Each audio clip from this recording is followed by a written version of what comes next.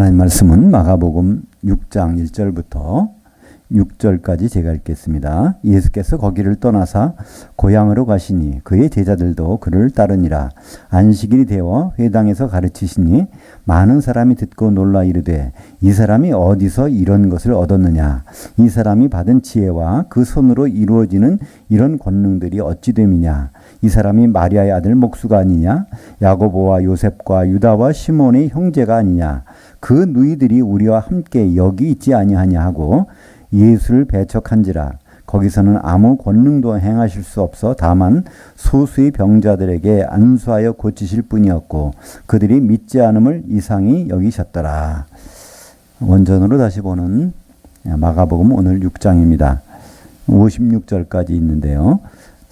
사람, 나사렛 예수, 요한의 외도, 오병이어와 사도들, 이 세 가지 제목으로 오늘 말씀을 나누겠습니다. 이제 예수님이 공생을 시작하신 다음에 처음으로 집 떠나서 처음으로 나사렛이라고 하는 이 촌동네 고향으로 가신 현장입니다. 이것이 처음 나와요. 예수님은 이제 30세까지는 거기서 자라셨지만 30세가 됐을 때 요단강으로 가서 세례요한에게 세례를 받으시고 그때 성령이 임하셔서 그때부터 가버나움을 중심으로 이 갈릴리 지역의 중심지가 가버나움이니까 그 가버나움을 중심으로 사역을 하셨는데 오병이어의 사건이 이제 이 다음에 나오는데요. 그쯤에서 이제 고향으로 가십니다.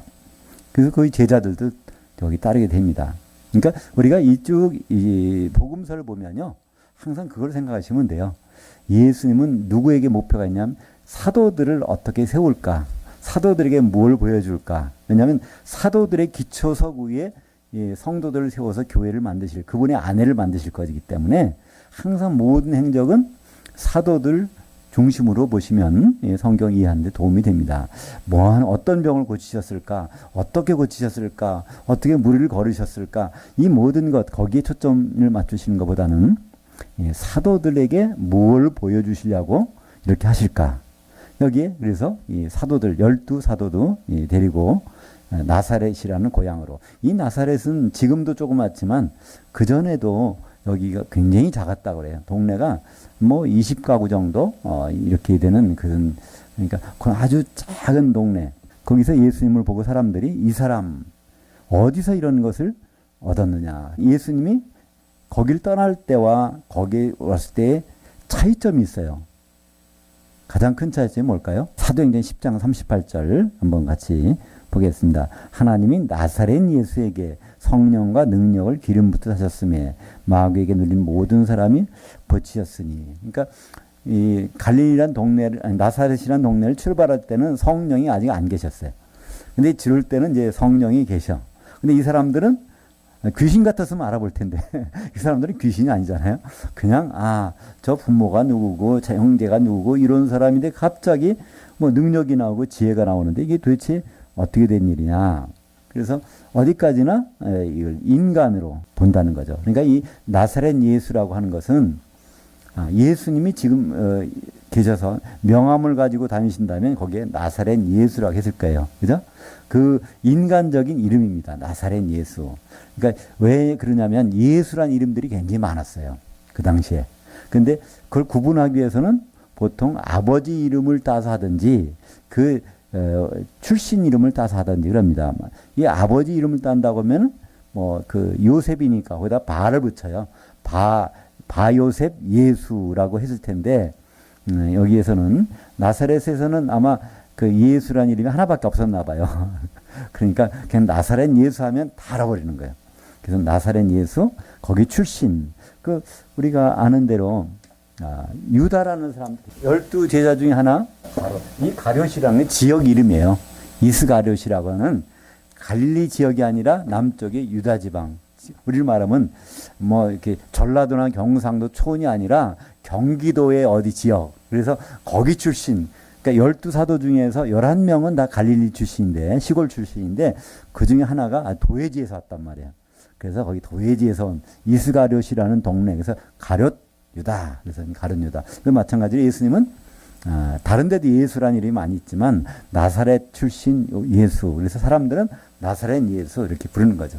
그래서 베드로가 나중에 고넬료 집에 가서 설교할 때도 나사렛 예수에게 하면서 하는 거예요. 인간 나사렛 예수에게 성령이 임하시더니 이런 일들이 벌어졌다. 이런 것을 베드로가 설교하는 장면을 볼 수 있습니다. 그러다 보니까 거기에서 사람 인간으로 보면요 전혀 뭐 나타나는 게 없어요. 일을 행하실 수가 없다는 게 예수님이라고 해도 어떤 사람들은 그래요. 그래도 예수님이 2000년 전에 오셨으니까 그래도 하나님의 어떤 그 능력은 일부는 가져오셨겠지. 30대 되기 전에도 뭐 보니까 그 성전에 가서 뭐도 가르쳐주고 뭐 대단히 뛰어난 사람. 근데 그 정도 가지고 아니란 말이에요. 그렇게 될 수가 없어요. 하나님의 속성을 눈꽃만큼이라도 가지고 계셨다면 큰일 나는 거예요. 죽으실 수가 없어요. 하나님의 속성을 하나님은 죽으실 수 없는 분이잖아요. 그러니까 하나님 속성을 100% 두고 오신 분이에요. 순수한 인간으로 오셨단 말이에요. 그것을 어디서 빌립보서 2장 6절과 7절을 보겠습니다. 같이 읽죠. 그는 근본 하나님의 본체시나 하나님과 동등됨을 취할 것으로 여기지 아니하시고 오히려 자기를 비워. 그래서 사람의 형체로 사람으로 나타나셨다. 그래서 사람으로 나타나신 예수님은 하나님의 성분이 속성이 하나도 없는 거예요. 30세가 되어서 비로소 성령이 함께 하시면서 이 모든 것을 하신 것. 그것을 이제 성경에서는 계속 우리에게 말씀하고 있습니다. 그러니까 우리가 어떤 사람들은 예수 안 믿는 사람도 예수님 대해서 안다고 생각해요. 연구해서 출신이 어디고 그가 어떤 행적을 가졌고 연구해서 그건 사람대로 아는 것은요 아무 의미가 없어요. 그죠? 왜냐하면 그는 하나님의 그걸 본체셨는데 그걸 내려놓고 인간으로 오셨기 때문에 거기서 발견할 수 없단 말이에요. 그러나 성령이 누구라는 것을 알게 되면 그럼 예수님 하신 일이 뭐라는 것을 금방 알 수 있게 되죠. 7절부터 13절까지 같이 읽겠습니다. 그 12를 부르사 둘씩 보내시며 더러운 귀신들을 제어하는 권세를 주시고 명하시되 여행을 위하여 지팡이 외에 양식이나 배낭이나 전대의 돈이나 아무것도 가지지 말며 신만 신고 두벌옷도 입지 말라 하시고 이르시되 어디서든지 누구의 집에 들어가거든 그곳을 떠나기까지 거기 유하라. 그들이 나가서 회개하라. 전파하고 많은 귀신들을 쫓아내며 많은 병자들에게 기름을 발라 고치더라. 그래서 이 열둘이라는 것은 사도란 뜻입니다. 12사도죠. 사도들을 여기서 또 보내신 겁니다. 그러니까 여기서도 지금 전도할 목적이 아니세요. 병 고칠 목적이 아니시란 말이에요. 무슨 뜻일까요? 예수님은 사도들을 통해서 일을 하시겠다. 앞으로도 사도들을 통해서만 하시겠다는 것을 이 사도들에게 심어주신 거죠. 예수님이 지금 피곤하셔서 자기는 가만히 있고 제자들을 12를 내보내셨겠어요? 그러면 12를 내보낼 것이 아니라 몇 명만 갔다 와라. 우리 좀 쉬었다 하자. 이렇게 할 수 있잖아요.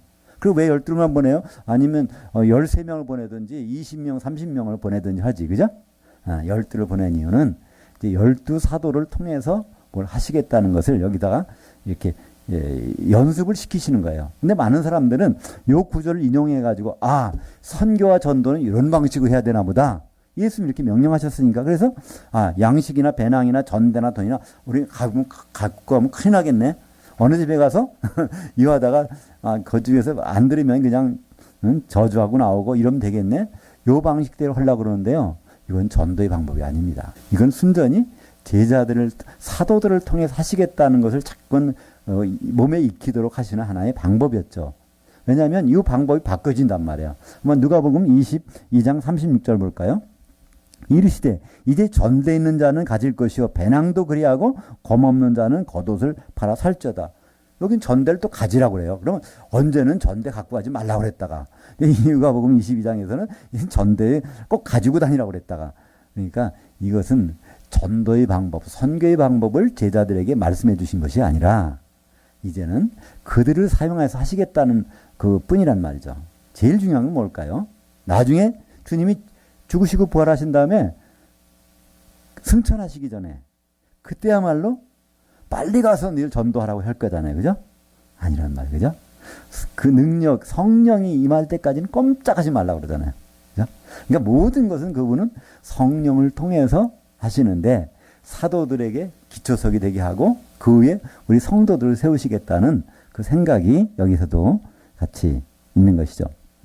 사도행전 1장 8절에 오직 성령이 너희에게 임하시면, 이때 너희는 우리 성도들이 아닙니다. 사도행전 1장을 1절부터 쭉 읽어보시면 사도들과 모이사 부활하신 후에 40일 동안 사도들에게 가르쳐 주시고 그 다음에 승천하시면서 하신 말씀이 1장 8절이기 때문에 우린 이거 가지고 우리가 성령 받으면 빨리 가서 이거 전도하고 선교해야 되지 이렇게 생각하는데 이건 그런 문장이 아니란 말이에요. 이 문장은 명령문이 아닙니다.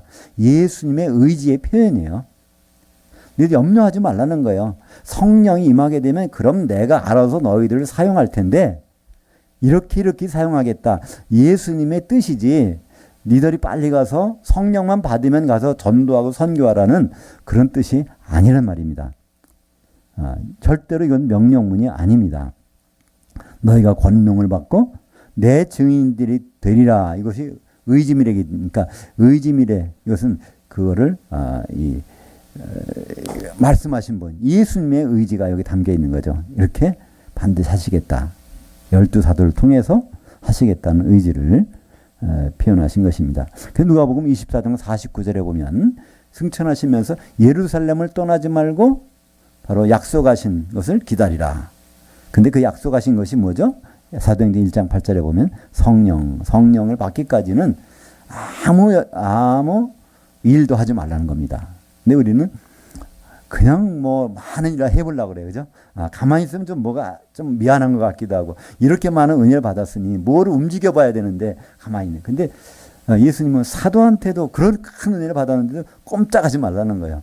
왜냐면 성령이 하시는 대로밖에는 그렇지 않고선 실수할 테고, 그건 하나님의 뜻이 아니기 때문에 그렇게 말씀하십니다. 그리고 성령이 중간중간 내려셨다고 하는데 그렇지 않아요. 사도행전 요한복음 7장 39절에 보면 아직 한 사람에게도 성령 내리신 일이 없더라. 왜냐하면 예수께서 아직 영광을 받지 아니하셨으므로. 그러니까 십자가 지시고 죽으시고 부활하셔서 그분이 보내기 전까지는 아무에게도 성령 내린 적이 없어요. 많은 사람들이 이렇게 얘기합니다. 예수님이 부활하신 날 저녁에 제자들이 있는 데 가서 숨을 후 내쉬면서 성령을 받으라. 그래갖고 그때 성령을 받았다는 거예요. 근데 그건요, 그때 숨을 내셨다는 건 그게 아니라 이제 가다듬고 중요한 얘기니까 이 얘기는 한번 꼭 들어야 돼. 그래서 성령을 받아야 된다. 이제 그 말씀하신 것이지. 언제? 내가 가면 보내줄 걸 받으라는 그 말씀이지.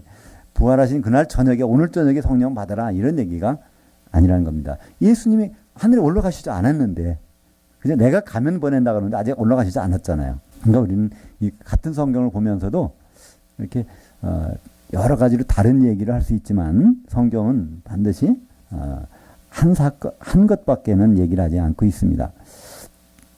14절부터 16절까지 같이 읽죠. 예수의 이름이 드러난지라 헤롯 왕이 듣고 이르되 이는 세례 요한이 죽은 자 가운데서 살아났도다. 그러므로 이런 능력이 그 속에서 일어나느니라 하고 어떤 이들은 그가 엘리야라 하고 또 어떤 이들은 그가 선지자니 옛 선지자들 중에 하나와 같다 하되 헤롯이 듣고 이르되 내가 목벤 요한 그가 살아났다 하더라.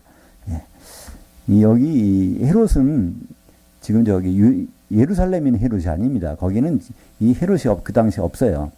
왜냐하면 일찍 거기서 헤롯이 아들들이 이제 왕 노릇을 분봉왕으로 됐는데 일찍 그만두게 됐고 죽어버렸죠. 그러고 나서 이 지역은 갈릴리를 총괄하는 분봉왕 그 헤롯의 아들 다른 헤롯입니다. 그러니까 이 가버나움에 있는 이 헤롯이죠. 근데 헤롯이 세례요한을 목을 뱉잖아요. 근데 예수님이 그러니까 이 세례요한이 목을 벤 다음부터 예수님은 막 활동하신단 말이에요.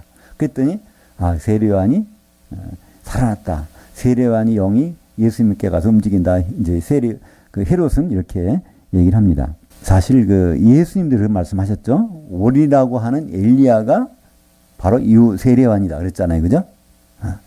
말라기서 4장 5절 보라 여호와의 크고 두려운 날이 이르기 전에 내가 선지자 엘리야를 너에게 보내리니. 그래서 유대인들은 항상 엘리야를 기다렸어요. 엘리야를 보낸다고 그랬으니까 보내실 것이다. 그래서 엘리야가 언제 올까 언제 올까. 그냥 그들이 가장 아주 최고로 여기는 선지자가 엘리야였잖아요. 그죠? 바알과 아세라 선지자들 400명, 450명, 850명을 다 이렇게 죽여버릴 수 있는 능력을 가지고 그런 엘리야 선지자. 비가 오기도 하고 3년 반 동안 또 가뭄이 있기도 하고 비가 오기도 하고 그런 엘리야. 근데 사실 성경에서 엘리야는요 그런 용도로 하나님을 사용하지 않습니다. 엘리야는 엘리사를 위해서 하나님이 세우신 겁니다. 엘리야는 무슨 뜻이라고 그랬죠? 엘리야. 이거는 여호와, 야는 여호와, 엘은 하나님, 이가 붙으면은 나의. 여호와는 내 하나님이다. 그러니까 나만을 총애하는, 나만을 사랑하는 하나님이다. 이렇게 이런 이름이에요. 여호와 똑같은 뜻이 뭐라고 그랬습니까? 요한이라는 것은 여호 하나님. 여호와 하나님은 총애, 나만을 총애한다. 그래서 요한이나 엘리야나 뜻은 같습니다. 그러니까 엘리야는 그게 나만의 하나님. 근데 하나님이 그 엘리야를 사용하신 그 목적이 열왕기상 19장 16절 하반절을 가지죠. 또 아벨 무홀라 사밧의 아들 엘리사에게 기름을 부어 너를 대신하여 선지자가 되게 하라. 이게 엘리야가 받은 마지막 사명이에요. 그 전에 참 놀라운 일들이 있었지만 결국 엘리야가 뭐라고 그러죠? 도망가가지고 하나님한테 날 죽여달라고 그러잖아요. 다 이제 없어졌고 나 혼자 남았는데 그때 하나님이 아니야 너 말고 7,000명 남겨놨어 그러잖아. 그러니까 글쎄 너 그만둬 그러는 거예요. 그런데 세 가지를 시키잖아요. 아람왕 하사엘을 기름 부어서 아람왕을 세워놓고 또 예후를 기름 부어서 또 북이스라엘 왕도 바꿔놓고 그 다음에 엘리사에게 기름 부어서 내 자리를 넘겨줘. 이 세 가지를 이제 명령하셨는데 열왕기상 19장 15절부터 16절까지 명령하셨는데 엘리야는요 이 세 가지 중에서 한 가지도 안 해요. 요리 빼고 저리 빼고 이제 그럼 마지막에 열왕기 하 2장에 보면 엘리사를 잠깐 치우려고 그러는데 하나님 나하고 베델로 가라고 하셨다 그랬더니 너 이거 가만히 있으라 그랬더니 엘리사가 쫓아간다는 거예요. 그죠? 그 다음에 또 어디요? 저 여리고로 또 요단강으로 그때만 쫓아가는 거예요. 결국은 하나님이 어떻게 열왕기 그러니까 하 2장 1절에 보면 하나님이 엘리야를 효리바람 가운데서 하늘로 보내시려고 이렇게 말이 나와요. 근데 우리말은 하늘인데 그 단어가 샤마임 하늘들로. 그러니까 회오리바람이라는 것은요 언제 하나님이 사용하시냐면 이거 쓸어버릴 때, 그러니까 징벌할 때 사용하는 게 회오리바람이에요. 회오리바람으로 엘리사를 그냥 내팽개치려고 그렇게 하실 때 그게 이제 열왕기하 2장 1절에 그리고 열왕기하 2장 11절에 보면 드디어 회오리바람으로 엘리사를 딱 하늘들로 팽개쳐 버리는데 거기에 뭐가 있어요? 불말과 불병거가 누굴 감싸고 있습니까? 엘리사. 엘리사는 그건 아주 중요한 거니까 예수님 모형이니까 그런 장면이 열왕기하에 나오죠. 근데 거기서 하늘들을 하늘이라고 번역했으니까 엘리야가 승천했다. 그래서 엘리야 승천 그림도 나오고 엘리야 승천 이렇게 하는데요. 그거는 하늘과 하늘들을 구분하지 못해서 생긴 오해입니다. 엘리야는 지금 하늘에 없어요. 요한복음 3장 13절에 말씀 하늘에서 내려온 자 인자 외에는 하늘에 올라간 자 사람으로서는 하늘에는 아무도 없다는 거예요. 예수님이. 그러면 엘리야가 만약 올라갔다면 거기 있어야 될 거잖아요. 예수님 말을 잘못한 거잖아요. 아니요. 엘리야는 그냥 하늘도 어딘가에 팽개쳐진 거예요. 그래서 옷이 떨어졌잖아요. 빨가벗겨서 어디 던져버린 거죠. 그죠? 엘리야 용도는 어디까지냐면 엘리사를 세우는 거예요. 엘리사라는 뜻은 예수하고 같은 뜻입니다. 구원하시는 여호와, 엘리사는 구원하시는 하나님. 엘은 하나님이니까. 그래서 이 엘리야, 그러니까 엘리야를 보내신다는 것은 반드시 진짜 엘리사가 나타난다는 징병이잖아요. 그죠? 진짜 엘리사가 누굴까요? 예수님. 근데 사람들은 성경 학자들도 그것을 깜빡하게 모르니까 예수님이 십자가에서 죽이죠. 그래서 이 17절부터 29절까지 중간에 좀 생략한 부분이 있는데 한번 같이 읽겠습니다. 전에 헤롯이 자기가 동생 빌립의 아내 헤로디아에게 장가든 거로 이 여자를 위하여 사람을 보내어 요한을 잡아 옥에 가두었으니 이는 요한이 헤롯에게 말하되 동생의 아내를 취한 것이 옳지 않다 하였음이라. 마침 기회가 좋은 날이 왔으니 헤로디아의 딸이 친히 들어와 춤을 추어 헤롯과 그와 함께 앉은 자들을 기쁘게 한지라. 왕이 그 쉬병 하나를 보내어 요한의 머리를 가져오라 명하니 그 사람이 목베어 그 머리를 소반에 얹어다가 소녀에게 주니 소녀가 이것을 그 어머니에게 주니라. 요한의 제자들이 듣고 와서 그의 시체를 가져다가 장사하니라. 여기서 이제 세례요한이 어떻게 해서 이 목이 잘려졌는지를 여기서 설명해 주고 있는 내용인데요. 갈릴리의 헤롯 왕이 자기 동생의 아내를 데려다가 사는 사건이 있었습니다. 그랬더니 그거를 세례요한이 가서 이거 잘못됐다 하는 거예요. 그랬더니 헤롯이 결국은 그걸 옥에 가두게 됩니다. 근데 잔치를 벌여놓고 거기서 이제 이 헤로디아의 딸이 춤을 추는데 너무 아주 잘 춰가지고 내가 원하는 거 다 들어주겠다 했더니 그 딸이 이제 자기 엄마한테 가서 이제 물어보니까 엄마가 그러는 거예요. 세례요한, 쟤 우리를 욕하니까 쟤 머리를 잘라달라고 해라. 그래서 그 얘기를 해서 헤롯 왕은 할 수 없이 그걸 하는 장면입니다. 근데 사실은 이게 잘한 일이 아니거든요. 세례요한은 그것으로 사용된 사람이 아닙니다. 진짜 알린 사람, 예수님이 누구라는 것을 세상에 드러내는 그 역할을 해야 되는 사람인데 이 정치판에 끼어들어서 이게 정치가라면 좀 더 도덕적으로 깨끗해야 되는데 왜 그러고 살고 있습니까? 여기 하는 거예요. 그게 도덕적으로 좋다 나쁘다를 떠나서 하나님이 세례 요한에게 주신 이 일을 그걸 망각한 거예요. 정치판에 끼어든 일은 사실은 악한 영에게 꾀임 받도록 하나님이 방치해줬다고 볼 수 있어요. 그걸 어디서 찾을 수 있냐면요. 요한복음 3장 23절 보면 요한도 살렘 가까운 에논에서 세례를 베푸니 거기 물이 많음이라. 그러므로 사람들이 와서 세례를 받더라. 요한이 아직 옥에 갇히지 아니하였더라. 여기서 이 요한복음 누가 기록했죠? 사도 요한이 기록했어요. 이 사도 요한은 원래 세례 요한의 제자였습니다. 근데 지금 여기서 예수님이 요단강에서 세례를 받으시고 그 다음에 거기서 뭐가 내려졌어요? 성령이 맺단 말이에요.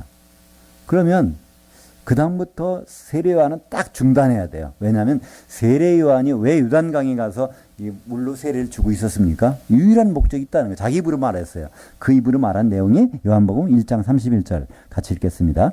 나도 그를 알지 못하였으나 내가 와서 물로 세례를 베푸는 것은 그를 이스라엘에게 나타내려 함이라 하니라. 그래서 언젠가 누구에게 성령이 내리는 것을 보면 이분이 바로 성령으로 세례 베푸는 자라 그렇게 말씀하셨기 때문에 요단강에서 나는 물 세례를 주고 있다는 겁니다. 그렇다면 예수님께 성령이 임했어요. 그러면 하나님이 주신 그 일은 끝난 거예요.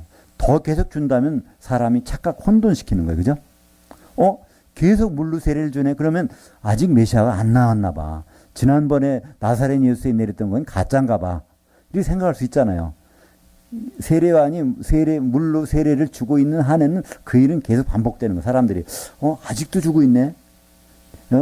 자기가 물로 세례 주는 목적이라는 것은 바로 그리스도를 나타내는 거라고 했는데 아직도 물로 세례를 주고 있는 걸 보면 아직도 그리스도가 안 왔나 봐. 끝까지 이럴 거란 말이야. 그래서 여기 사도 요한이 3장 23절에 요한이 아직 옥에 갇히지 아니하였더라. 지금 예수님 편에서 여기 세례를 베풀어요. 물론 예수님이 세례 준 건 아니고 사도들이 이제 하고 있었는데 이 요한은 건너편에서 하는 거예요. 서로 이렇게 하면 이 상황을 하면서 그 사도 요한이 저러다가 결국 저거 옥에 갇혀서 죽게 될 텐데 아직도 세례 주고 있네 그러는 거예요. 우리 선생 뭔가 좀 잘못됐다는 거예요. 뭔가 오늘 제목이 요한의 외도라는 제목이 중간에 있죠. 요한, 세례 요한이 외도한 겁니다. 세례 요한은 바로 예수 그리스도를 바로 엘리사처럼 드러내는 그 역할을 해야 되는 사람인데 이거를 하긴 했어요. 근데 그 한 성과를 다 죽이고 있는 거예요. 사람들이 이분이 바로 정말 그리스도인 줄 이렇게 생각하고 있는데 갑자기 계속해서 물로 세례를 주고 있으니까 사람은 참 그게 한계인 것 같아요. 그죠? 세례요한도 나름대로는 그렇게 하고 싶었을지도 몰라요. 그런데 제자들이 하나둘 떠나가고 예수님께로 가고 사람들이 잘 인정도 안 해주니까 그래도 뭐 붙들고 있어야 될 거 아니에요. 그죠? 그러니까 그냥 제자를 붙들고서 세례를 주고 인정 좀 받아보려고 하고 그러다 이제 자기를 알아주지 않으니까 이제 왕한테 가서 왜 동생의 아내를 취합니까? 자기를 한번 드러내고 싶어서 매스컴에다가 좀 알리고 싶어서 그렇게 이제 가는 과정으로 이렇게 가는 거죠. 나중에 가서 뭐라고 말하죠? 마태복음 11장에 보면 제자들을 보내가지고 당신이 오실 그리스도 맞습니까? 우리가 따로 기다려야 됩니까? 자기는 이제 감옥에서 못 나가니까 제자 둘을 보내서 물어봅니다. 그러니까 그렇게까지 할 수가 있겠어요?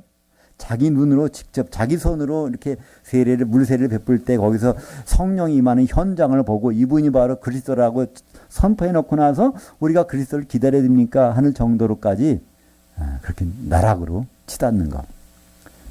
세례 요한처럼 뱃속에서부터 성령 충만해서 그냥 예수님을 알아보고 한 사람이 이렇게 되는데 우리는 어떻게 했어요? 여기에 핵심이 뭘까요? 이것을 기록해 놓은 핵심이 뭘까요? 세례 요한도 성령 받지 않으니까 결국은 다 잊어버리고 아무것도 안 된다는 것을, 그래서 이 성경은 우리에게 계속해서 성령이 임하지 않고서는 아무것도 의미가 없다.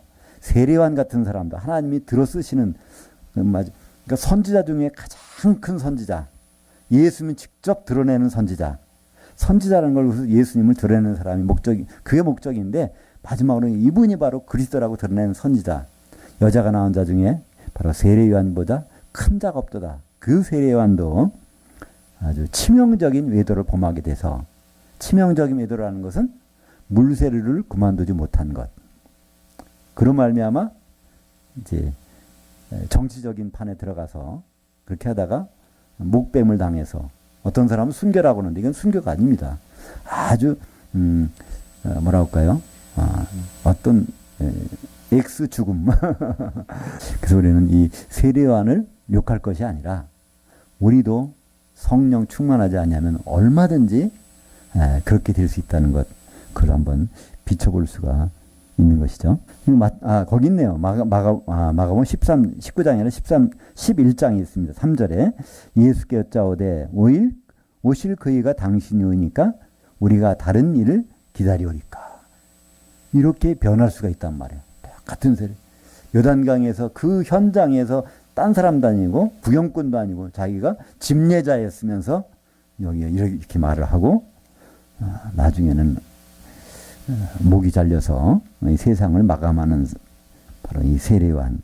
34절부터 44절까지 같이 읽겠습니다. 예수께서 나오사 큰 무리를 보시고 그 목자 없는 양들 같음으로 인하여 불쌍히 여기사 이 여러 가지로 가르치시더라. 때가 저물어 가매 제자들이 예수께 나와 여짜오되 이곳은 빈들이요 날도 저물어 가니 무리를 보내어 두 촌과 마을로 가서 무엇을 사 먹게 하옵소서. 대답하되 이르시되 너희가 먹을 것을 주라 하시니 어짜오되 우리가 여가서 200데나리온의 떡을 사다 먹이리까. 이르시되 너희에게 떡 몇 개나 있는지 가서 보라 하시니 알아보고 이르되 떡 5개와 물고기 2마리가 있더이다 하거늘 제자들에게 명하사 그 모든 것으로 때를 지어 푸른 잔디 위에 앉게 하시니 때로 100명씩 또는 50명씩 앉은지라. 예수께서 떡 5개와 물고기 2마리를 가지사 하늘을 우러러 축사하시고 떡을 떼어 제자들에게 주어 그들이 사람들에게 나눠주게 하시고 또 물고기 2마리도 모든 사람에게 나누심에 다 배불리 먹고 남은 떡 조각과 물고기를 12바구니에 차게 거두었으며 떡을 먹은 남자들은 5,000명이었더라. 여기에 보면 이거는 사복음서에 나와 있는 유일한 표적입니다. 동시에 마태, 마가, 누가, 요한복음까지 같이 나와 있는 공통적으로 나와 있는 이 표적은 요 하나밖에 없습니다. 그만큼 이것은 굉장히 중요한 사건이라고 볼 수 있는데요. 여기 핵심은 뭘까요? 왜 그 사람들이 예수님 불쌍히 여겼을까요? 여기 보면 이유가 나옵니다. 목자 없는 양들 같음을 여기서 불쌍히 여겼다는 거예요. 이 목자 없는 양들이란 그들에게 양식, 먹을 것, 영의 양식을 얘기하는 거겠죠. 그들에겐 바리새인도 있고 서기관들도 있었지만 전혀 이게 생명의 양식이 아니라는 거예요. 그래서 그들에게 생명의 양식을 그걸 이제 말씀하시는 내용들이 나옵니다. 그래서 요한복음에서는 이 오병의 사건 뒤에 계속해서 내가 생명의 떡이다. 생명이 계속 이제 거기에 대해서 이제 종합적으로 말씀하시는데 여기에 그들에게 이제 날이 저물어서 먹을 것을 줘야 되는데 여기서 공통적으로 나오는 게 있어요. 너희가 먹을 걸 주라는 거예요. 그리고 39절에 보니까 제자들에게 명하사 자리에 앉게 하시고 또 41절 하반절에 보면 제자들에게 또 그걸 줘서 제자들이 나눠주게 했다는 겁니다. 철저하게 예수님은 직접 상대 안 하셨어요. 누굴 통해서? 제자들. 이 제자는 12명이니까. 그래서 12광주리에 차게 거뒀잖아요. 왜 12광주리일까요? 사도들이 나눠줬기 때문에. 12사도가 각각 한 광주시를 가지고 나눠줘서. 철저하게 하나님은 생명의 양식을 나눠주실 때 사도들 아니고서는 안 나눠주시겠다는 겁니다. 사도들을 통해서 하시겠다는 거예요. 그러니까 우리는 복음을 들을 때 전통을 들어서는 큰 실수합니다. 오해하는 거예요. 이렇게 믿었으니까, 옛날부터 믿었으니까 이렇게 믿어야지. 그거 큰일 날 소리예요. 그죠? 그거는 누룩입니다. 우리는 이 사도들의 기초서구에만 세야 되는 거죠. 이 사도들 아니고서는 받아먹은 사람이 없잖아요. 5,000명이 다 사도를 통해서 받아먹었단 말이에요. 떡을. 그죠? 우리가 다른 것, 사도들은 지금 신약 성경, 마태복음부터 요한계시록까지를 남겨놨습니다. 이것을 벗어나서 우리가 무엇을 한다면 이것은 성경을 하나님의 뜻을 크게 위반하는 것이죠. 에베소서 2장 20절에 너희는 사도들 곧 선지자들이 기초석 위에 세우심을 입은 자들이라. 에베소 교회에 보낸 편지예요. 에베소서는. 그 너희란 건 누굴까요? 성도들에게 보낸 거고요. 바로 그리스도 안에 있는 성도들, 형제들에게 보낸 편지고요. 또 교회에게 보낸 편지입니다. 어디서 있다고요? 사도들의 기초석 위에. 사도들과 선지자는 동격입니다. 보호입니다. 사도들이라는 것은 선지자라는 겁니다. 선지자라는 뭐라고 그랬죠? 하나님의 속마음을 사진 찍어서 드러내주는 사람. 이게 바로 사도가 하는 일입니다. 바로 그 사도들 위에 세워진 사람들이 바로 교회입니다. 근데 우리는 자꾸만 우리가 사도 노릇 하려고 그래요. 우리가 자꾸만 뭐를 이렇게 하나님 말씀을 이렇게 전하려고 그런단 말이죠. 그죠? 하나님은 사도들을 통해서 다 하셨다고 그랬는데 예수님은 내가 너희들을 통해서 하겠다고. 12사도면 충분해. 예수님은 12사도면 충분하다는 거예요. 그래서 딴 것까지 다 전해졌어요. 근데 우리는 그게 노파심이 있어요. 아직도 부족한 것 같아요. 우리가 안 하면 그게 안 될 것 같아요. 근데 우리에게는 해야 될 일이 있습니다. 에베소서 4장 12절. 이는 성도들을 온전하게 하여 집사일을 하게 하며 그리스도의 몸을 세우게 하려 하심이라. 성도들의 본분은 그리스도의 몸을 세우는 것이고 사도들은 뭐라 할까요?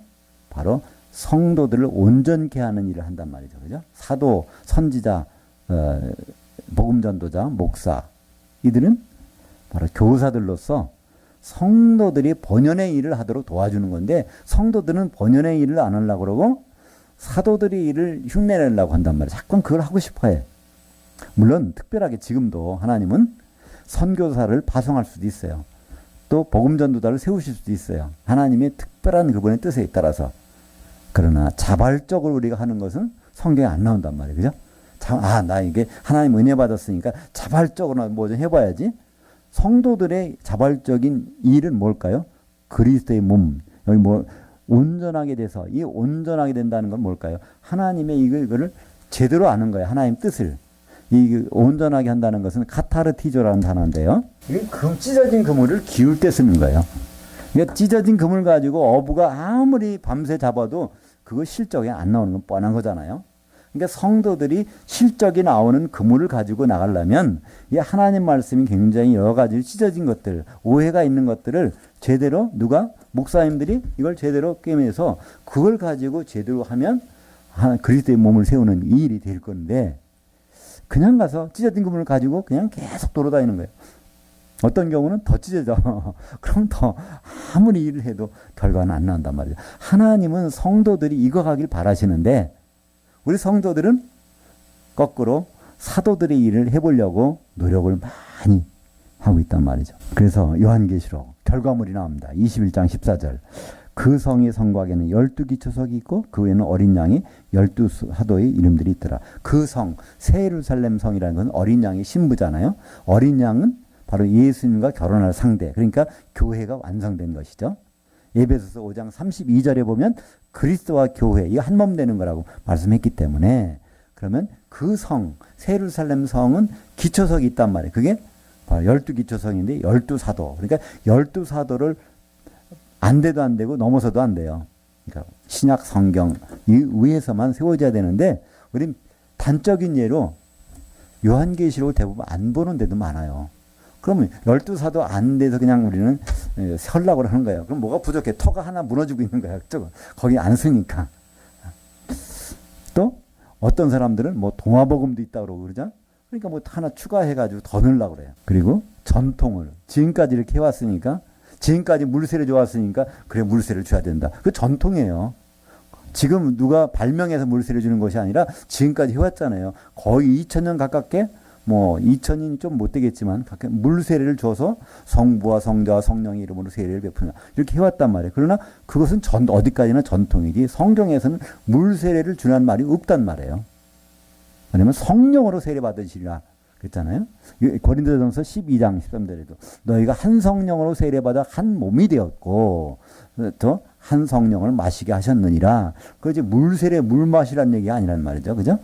근데 그리고 또한 에베소서 4장 5절에 보면 세례가 몇 가지예요? 하나. 세례가 하나밖에 없다는 거예요. 성령도 하나고 세례도 하나요. 그랬는데 우리는 자꾸만 전통을 하기 때문에 그래도 물세례를 받아야 성령도 임하겠지. 이래서 그거 하는데, 그러니까 물세례가 그 자체가 나쁘다는 건 아닙니다. 근데 물세례를 주고 받다 보면 성령 세례의 중요성을 자꾸 잊어버리는 거예요. 그죠? 물세례 받으면 자동으로 따라오는 거겠지. 이렇게 생각을 해버린단 말이죠. 그래서 물세례라는 것은 좀 성령 세례에 도움이 될 수 있을 것 같지만 그렇지 않은 경우가 더 많다는 것이죠. 45절부터 52절까지 같이 읽겠습니다. 예수께서 즉시 제자들을 재촉하사 자기가 무리를 보내는 동안에 배 타고 앞서 건너편 벳세다로 가게 하시고 무리를 작별하신 후에 기도하러 산으로 가시니라.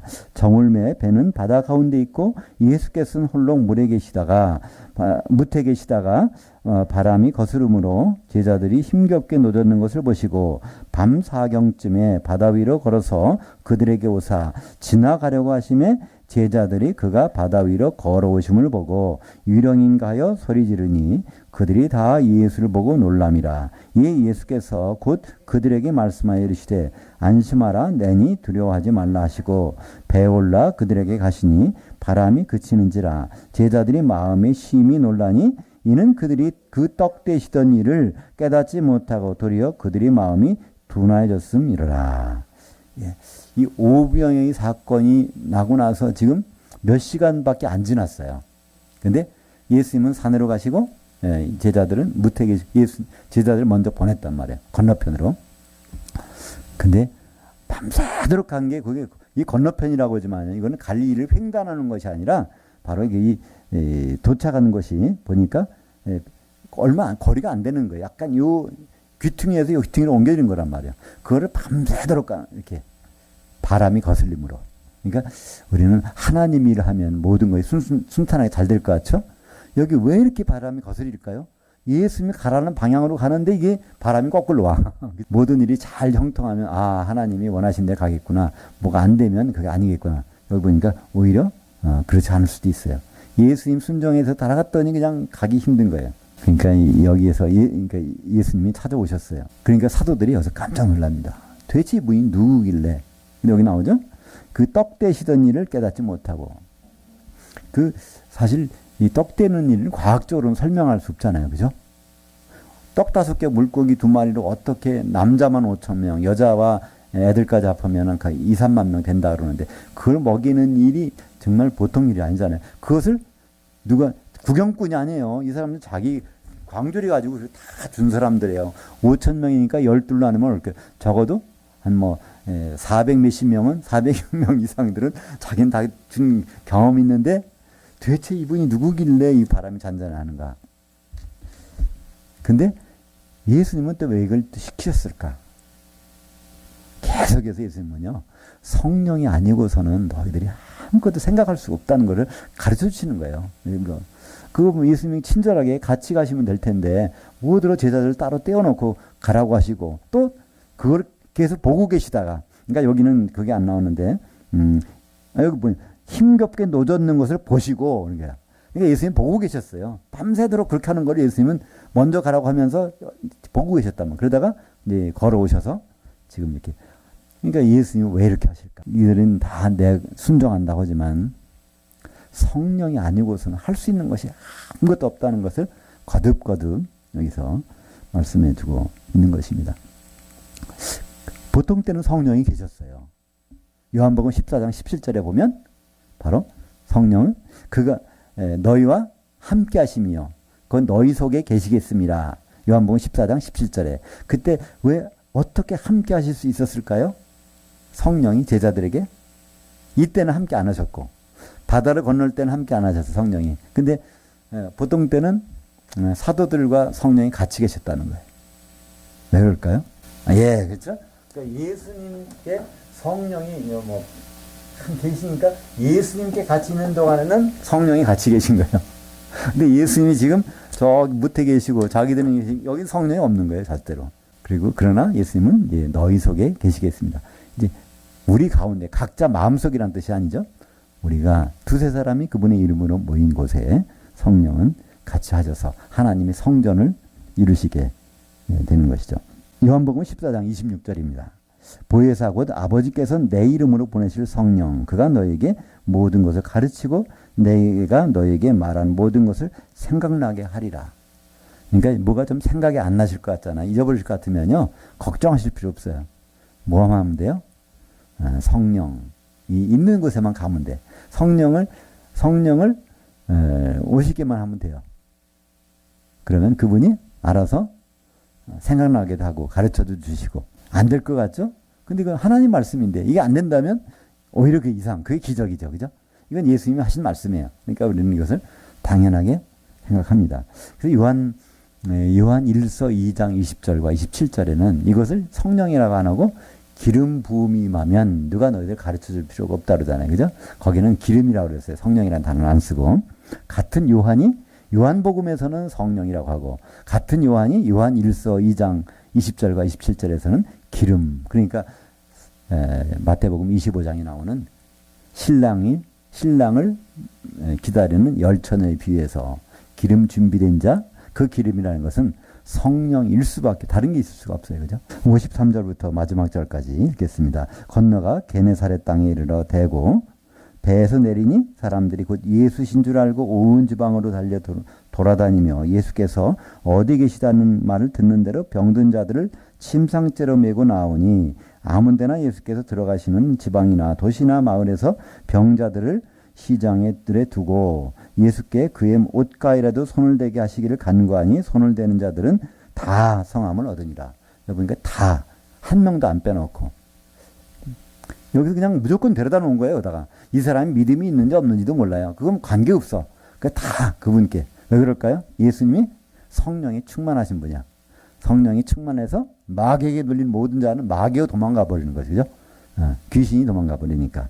여기서 사도행전 10장 38절 베드로가 그런 설교를 했잖아요. 이 마가복음은 누구 복음이라고 그랬죠? 바로 베드로의 복음. 그게 어디 있어요? 베드로전서 5장 13절에 보면 내 아들 마가, 내 제자 마가가 너에게 문안하느니라. 그리고 바로 지난 마가복음 5장이었죠. 지난번에 보니까 거기에 야이로 회당장의 집에 들어가서 방에 들어갈 때 누굴 데리고 가요? 베드로, 야고보, 요한 세 명만 데리고 가요. 그죠? 그래서 아무에게도 이 얘기를 하지 말라. 그러면 거기서 야고보는 일찍 순교했으니까 뭐 복음서를 안 썼고 그죠? 사도 요한은 나중에서 복음서를 썼잖아요.